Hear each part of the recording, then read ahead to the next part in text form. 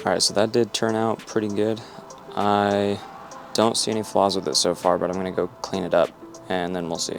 Alright, it's not quite done yet. I have basically sandblasted it and threw it in the tumbler after I cut off the sprue, and that's what it's looking like so far. So now I'm going to actually polish.